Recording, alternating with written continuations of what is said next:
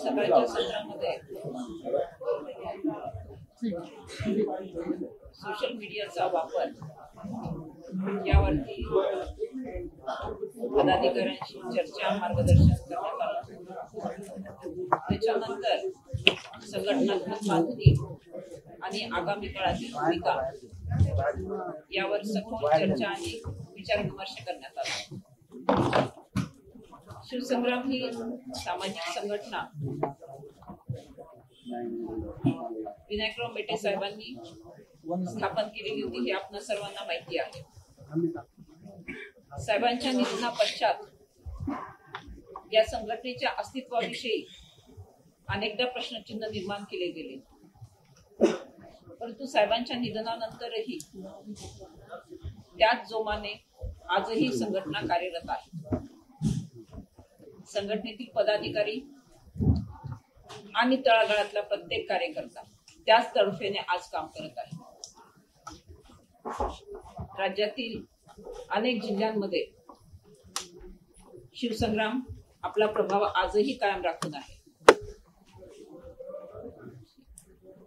हा प्रभाव आगामी काळामध्ये अधिकाधिक कसा वाढेल आणि संघटना कशी विस्तारेल या अनुषंगाने आजची ही एक दिवसाची बैठक आयोजित करण्यात आलेली होती। पुढच्या काळातील संघटनेची वाटचाल आणि दिशा याबद्दल प्रदेशाध्यक्षांनी उपस्थित सर्व पदाधिकाऱ्यांना विस्तृत मार्गदर्शनही केलेले आहे। शिवसंग्रामचे संस्थापक नेते आदरणीय मेटे साहेबांच्या जाण्यानंतर आज या ठिकाणी आमच्या नेत्या डॉक्टर ज्योतिताई मेटे यांच्या नेतृत्वाखाली ही पहिलं मार्गदर्शन शिबिर या ठिकाणी संपन्न झालं आणि या शिबिरामध्ये संघटनात्मक बांधणी आणि संघटनेच्या वाढीसाठी विशेष चर्चा या ठिकाणी करण्यात आली। त्याचबरोबर शिवसंग्रामची पुढील दिशा ही कार्यकर्त्यांना या ठिकाणी स्पष्टपणे सांगण्यात आली। आपण हा जो प्रश्न उपस्थित केला आहे की येत्या नजीकच्या काळामध्ये राज्यामध्ये लोकसभेच्या निवडणुका होत आहेत, या निवडणुकीमध्ये शिवसंग्रामची काय भूमिका असते, तर शिवसंग्राम हा भारतीय जनता पार्टीचा अलायन्स पक्ष म्हणून 2014 सालापासून आहे। मागच्या काळामध्ये आम्ही लोकसभा लढवली नव्हती, परंतु विधानसभा लढवलेली होती निश्चितपणे आणि त्याच्यामध्ये यशही प्राप्त केलेलं होतं। 2 आमदार आपले त्या ठिकाणी निवडूनही आलेले होते। यावेळी मात्र लोकसभेच्या अनुषंगानं शिवसंग्राम ज्योतिताईंच्या नेतृत्वाखाली पूर्णपणे प्रयत्नशील आहे आणि जवळपास लोकसभेच्या 3 जागांवरती उमेदवार उभे करण्याच्या तयारीमध्ये आम्ही सध्या आहोत आणि या 3 जागेच्या अनुषंगानं आम्ही आमच्या अलायन्स पार्टीशी निश्चितपणे विचार विनिमय करू, पण या वेळेला मात्र लोकसभा लढवण्याचा निश्चितपणे आम्ही विचार करू। कोणत्या ते 3 जागा आहेत? आम्ही जागेच्या बाबतीमध्ये ज्या वेळेला फायनल चर्चा करू त्यावेळेला आपल्या समोर येऊ। आज आम्ही एवढं सांगतो की 3 जागांचा आमचा आग्रह असेल आणि विधानसभेमध्ये मात्र बीडची जागा तर मी बीडच्या कार्यक्रमात गेल्या आठवड्यामध्ये जाहीरपणे सांगितलेलं आहे की बीडची जागा विधानसभेची शिवसंग्राम लढणार आहे आणि बीडच्या जागेबरोबरच जवळपास 12 जागी आम्ही आमच्या उमेदवारांची तयारी करतो। त्यामुळे विधानसभेच्या बाबतीत आणि लोकसभेच्या बाबतीमध्ये शिवसंग्राम भविष्यामध्ये या दोन्ही निवडणुकीमध्ये जागा लढणार। सध्या भारतीय जनता पार्टी या महायुतीमध्ये आम्ही आहोत, त्यांच्याशी निश्चितपणे चर्चा होईल, त्याच्यातून मार्ग निघेल असा आम्हाला आशावाद आहे। कारण मागच्या वेळेला त्यांनी ज्या जागा सोडलेल्या होत्या विधानसभेत त्यापेक्षा जास्त जागा या वेळेला सोडल्या पाहिजे आणि लोकसभेसाठी देखील त्यांनी जागा सोडली पाहिजे अशा प्रकारची आमची आग्रही भूमिका आहे। सर, ज्योतिताई जी तुम्ही लोकसभेची 1 जागा मागताय तिथून ज्योतिताई निवडणूक लढवणार का? जी लोकसभेची 1 जागा नाही, लोकसभेची आचारसंहिता जाहीर होते आम्ही आपल्या समोर येऊ। पण ताई निवडणूक लढवणार का विधानसभा किंवा लोकसभा? नाही, विधानसभेसाठी तर इलेक्शन लढवणारच आहे हे मी बीडमध्ये त्यावेळेस सांगितलं. घटक पक्ष नाराज आहेत असं सातत्याने बच्चू कडू असतील किंवा सदाभाऊ खोत असतील असं म्हणतायत.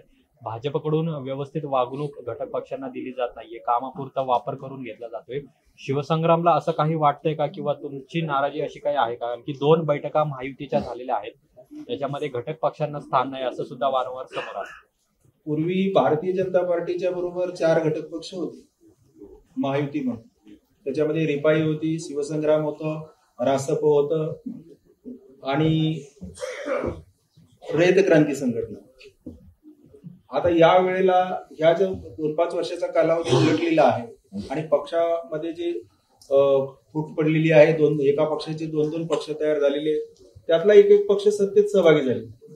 त्यामुळं आता आणि त्या पक्षांचे पुन्हा काही घटक पक्ष असं राष्ट्रवादी काँग्रेस असेल, भारतीय जनता पार्टी असेल आणि शिवसेना शिंदे साहेबांचे, या तिन्ही पक्षाचे घटक पक्ष मिळून जवळपास 11 घटक पक्ष आता झालेले. आणि या 11 घटक पक्षामध्ये 3च मोठे पक्ष सत्तेत सामील आहेत, हे आपल्या सगळ्यांना माहिती आहे. त्यामुळे बाकीचे जे पक्ष आहेत त्या पक्षांना वेगवेगळ्या जिल्हा समिती असतील, राज्याच्या काही समिती असतील, कुठेही स्थान मिळालेले नाहीये. त्यामुळं सत्तेचा वाटा हा सर्व घटक पक्षाला आपापल्या ताकदीच्या प्रमाणात मिळाला पाहिजे, ही सगळ्यांची भूमिका असणं हे साहजिक गोष्ट आहे. नाराजी आहे तुमची? दिसत नाहीये ते. यामध्ये कुठल्याच प्रकारची तडजोड होणार नाही अशी तुमची ठाम भूमिका आहे की केवळ आग्रह? नाही, बाकीच्या पक्षांनी आपली नाराजी व्यक्त केली असं आपल्याकडून मला समजलं. आम्ही कधी शिवसंग्राम हा भारतीय जनता पार्टीचा हा नैसर्गिक अलायन्स पक्ष आहे. भगवा झेंडा घेऊन आम्ही भाजपबरोबर काम करतोय. त्यामुळे आम्ही कधी फारसे नाराजी व्यक्त करत नाही. आम्ही आमची आग्रही भूमिका त्यांच्याकडे मांडत असतो आणि ते आम्हाला या वेळेला सर्व घटक पक्षाच्या बरोबर न्याय देतील असं अपेक्षा आहे. गेल्या 1-1.5 वर्षामध्ये 2 पक्ष, खरं तर मित्र पक्ष तुमच्या सोबत आले. शिवसेना शिंदे गट आला ना, अजित पवार पण आले तुमच्या सोबत. त्याच्यावर तुम्ही समाधानी आहात का? त्यांना घ्यायला पाहिजे होतं? तो आमचा विषय नाहीये. पण तो तुमच्या घटक पक्ष, भारतीय जनता पार्टी हा सत्ताधारी पक्ष आहे.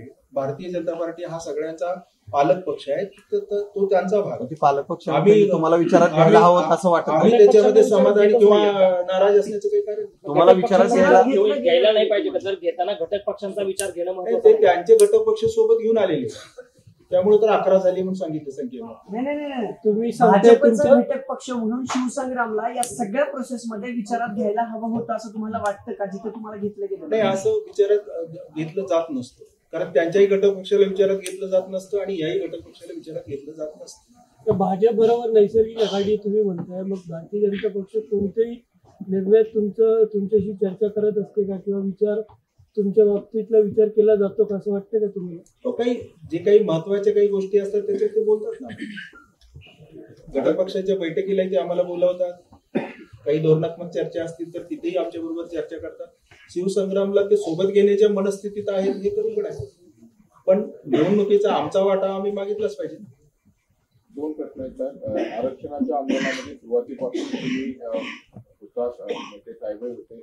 आता जरांगे पाटलांनी आंदोलन हाती घेतलंय आणि 20 तारखेला ते मुंबईमध्ये जाणार असं म्हणताय. त्याचा अर्थ असा आहे की या सत्तेमध्ये पक्षामध्ये ज्यांच्याशी सोबत आहात त्यांच्या विरोधातलंच एक प्रकार आंदोलन. याला विरोधातलं आंदोलन म्हणता येत नाही. मराठा समाजाच्या जीवन मरणाचा प्रश्न आहे आणि मागच्या वेळेला विनायकरावजी मेटे साहेबांच्या नेतृत्वाखाली महाराष्ट्रामध्ये आंदोलन झालं. राज्यभर मोर्चे मोठ्या प्रमाणात निघाले आणि देवेंद्र फडणवीसांनी सकारात्मक प्रतिसाद दिला म्हणून त्यावेळेला आरक्षण मिळालं होतं.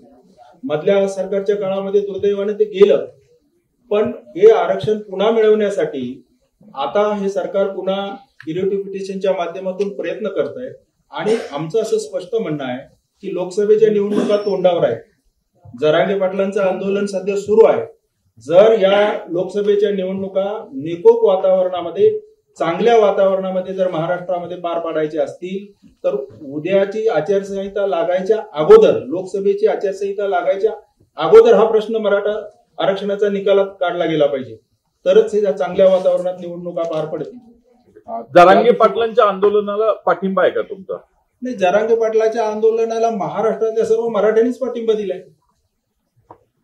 शिवसंग्रामचाही पाठिंबा. पद्धतीने हे आंदोलन हाताळते किंवा जरांगे पाटलांना प्रतिसाद देते असं तुम्हाला आता वाटतंय का? हो, मुख्यमंत्र्यांनी शपथ घेतली आहे ना. आंदोलनाचा विषयच नाही. मुख्यमंत्र्यांनी शपथ घेतलेली आहे की मी आरक्षण देणार आणि ती शपथ त्यांनी पूर्ण करावी अशी आमची मागणी आहे. पण त्याचप्रमाणे दुसऱ्या त्यांच्याच मुख्य मंत्रालयातले भुजबळ जे आहेत ते त्याला विरोध करतायत. मग ते त्यांचा पक्षांतर्गत भाग आहे. तो त्यांच्या पक्षाच्या नेत्यांनी त्या भुजबळांच्या बाबतीत बोलावं. त्या 3 जागा ज्या घटक आहेत आहेत ना, भुजबळ हे सरकारचे घटक आहेत, तुम्ही त्या सरकारमध्ये सहभागी आहात. भुजबळ साहेब हे सातत्यानं सांगत असतात की मी जे बोलतोय तेच अजितदादा बोलतात. त्यामुळे तुम्ही भुजबळांनाच विचारलं पाहिजे ती भूमिका योग्य घेतायत की अयोग्य घेतायत आणि त्यांच्या नेत्यांनी ते सांगितलं पाहिजे भुजबळांना. नाही, आमचा त्यांच्या बाबतीत विषय नाही. आमचं मराठा समाजाला आरक्षण मिळालं पाहिजे हे मागणं आहे. भुजबळांनी काय बोलावं हे त्यांच्या पक्षाने त्यांच्यावर लक्ष ठेवावं. हे मुळात सगळ्यांचं म्हणणं आहे किंवा सगळेच मान्य करतात की मराठा समाजाला आरक्षण मिळालं पाहिजे. मुळात विषय जो सुरू होतो की मराठा समाजाला सरसकट आरक्षण मिळालं पाहिजे आणि ते ओबीसी मधून मिळालं पाहिजे. त्यासाठी म्हणून जरांगे पाटलांचं आंदोलन या ठिकाणी सुरू आहे. असं असताना सरकार एका बाजूला हे मान्य करायला तयार नाहीये आणि दुसऱ्या बाजूला जरांगे पाटील आंदोलनावरती ठाम आहेत. मग कसा तोडगा निघणार? मराठा समाजाला मागच्या वेळेला जे आरक्षण दिलेलं होतं ते आरक्षण मिळालं पाहिजे ही शिवसंग्रामची भूमिका. मधल्या काळामध्ये जरांगे पाटलांनी मराठवाड्याच्या अनुषंगाने भूमिका घेऊन हे आता आपण सांगताय ते आरक्षणाच्या बाबतीत कुणबीच्या आरक्षणाच्या बाबतीतली ती चर्चा. त्यामुळे त्यांची वेगळी काही मागणी असू शकते. ते त्यांच्या पद्धतीने ते प्रयत्न करतायत. पण शिवसंग्राम म्हणून आमचं असं म्हणणं आहे की मराठा समाजाला कोणत्याही परिस्थितीमध्ये या लोकसभेपूर्वी आरक्षण मिळालं पाहिजे. सर, ओबीसीतून आरक्षण द्यावं असं जरांगे पाटील म्हणतात. हे तुमची प्रामुख्याने काय मागणी? ओबीसीतून द्यावं का मराठा समाजाला वेगळं आरक्षण द्यावं, त्याबाबत काय? कुणबीचं सर्टिफिकेट भेटलेल्या सर्व मराठा समाजातले जे लोक आहेत त्यांना ते आरक्षण मिळणारच आहे, आपोआप मिळणारच आहे. हे सरसकट बाकीचा जो वर्ग राहिलेला आहे त्यांना सुद्धा मराठा समाजाला आरक्षण मिळालं पाहिजे. ओबीसीतून तांत्रिक मुद्द्याच्या जे गोष्टी असतात ते सरकार आणि त्यांची जी टीम आहे ती बघेल. एक प्रश्न याच्या संदर्भात ज्या विषयामध्ये मेटे साहेब कायम अग्रणी होते तो म्हणजे आर्य समाज समुद्रातल्या शिवस्मारकाचा विषय. अजूनपर्यंत म्हणजे ठीक आहे, तांत्रिक कारण प्रत्येक वेळी मध्ये येतात किंवा अडचणीची ठरतात, पण अजूनपर्यंत खऱ्या अर्थाने मेटे साहेबांना आदरांजली किंवा त्यांची स्वप्नपूर्ती ठरणार आहेत त्या स्मारकाची उभारण्याचे. त्या बाबतीत हे सरकार कितपत प्रयत्न करते असं तुम्हाला वाटतं? आणि तुम्ही काय पाठपुरावा करता? स्मारकाचं भूमिपूजन होऊन जवळपास 7 वर्ष लोटलेली आहे. मोदी साहेबांच्या हस्ते त्या ठिकाणी जलपूजन होऊन 7 वर्ष लोटलेली आहे. अडथळे हे कुणी कोर्टातून आणलेत का काय असा जरी विषय असला तरी त्या प्रश्नाकडे दुर्लक्ष होत आहे आणि विनायकरावजींचं स्वप्न हे अधुरं राहिलंय. ते स्वप्न पूर्ण होण्यासाठी आम्ही सतत प्रयत्नशील आहोत आणि सरकारनं या गोष्टीकडे लक्ष दिलं पाहिजे. आणि महाराष्ट्रातल्या शिवभक्तांच्या अस्मितेचा हा जो प्रश्न आहे शिवस्मारकाचा, ते शिवस्मारक तातडीनं पूर्ण झालं पाहिजे अशा प्रकारची शिवसंग्रामची भूमिका. म्हणजे किमान या बाबतीतली तरी नाराजी तुम्ही व्यक्त करता? नाही, जी गोष्ट वस्तुस्थिती आहे ती आम्ही सांगतो. एबीपी माझा, उघडा डोळे बघा नीट.